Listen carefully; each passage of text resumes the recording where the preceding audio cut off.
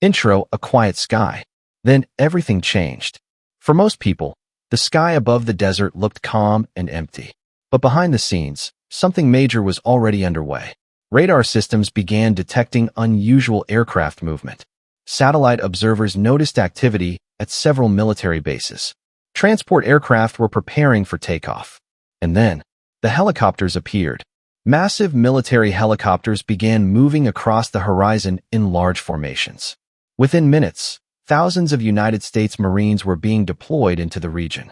For observers around the world, the sudden operation raised serious questions. Why were so many troops moving so quickly? What was the purpose of the mission? And what message was this deployment meant to send? To understand the situation, we need to look at how the operation unfolded step by step. Chapter 1. The first signs of activity. The first signs of the operation were subtle. At several military installations, crews were preparing aircraft for immediate departure. Fuel trucks moved rapidly between hangars. Maintenance teams performed last-minute inspections. Pilots gathered for briefings. Meanwhile, inside command centers, large digital maps displayed aircraft routes and landing zones. Every detail of the operation had been carefully planned. Military deployments of this scale require enormous coordination. Air crews, ground forces, logistics teams, and communication specialists all play critical roles. And once the operation begins, timing becomes everything. Within hours, the aircraft were ready, and the first helicopters lifted into the air. Chapter 2. Helicopters in formation. As the helicopters approached their destination, the sky quickly filled with movement. The sound of powerful rotor blades echoed across the desert landscape. These were not ordinary helicopters. They were heavy-lift transport aircraft designed to move large numbers of troops and equipment rapidly. The landing zone. Landing zones are critical in air assault operations. They must be carefully selected to provide safe access for aircraft while allowing troops to secure the surrounding area quickly. As the first helicopter descended, the rotor blades created massive clouds of dust. The aircraft touched down briefly. Marines immediately rushed out of the aircraft. They moved quickly to secure the perimeter. Within seconds, the helicopter lifted off again. Another aircraft arrived. Then another.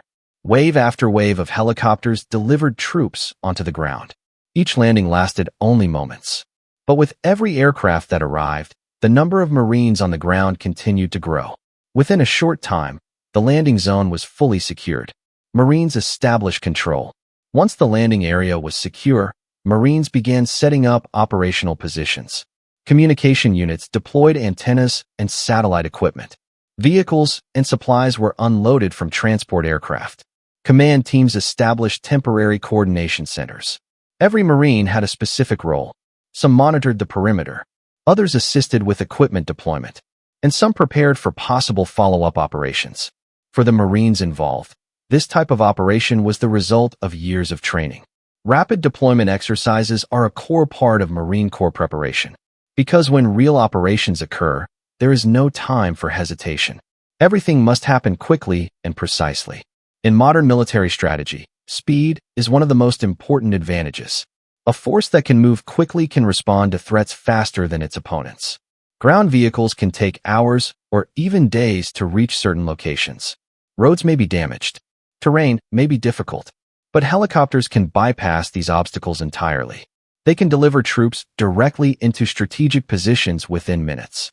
This capability is known as air assault deployment, and it has become one of the most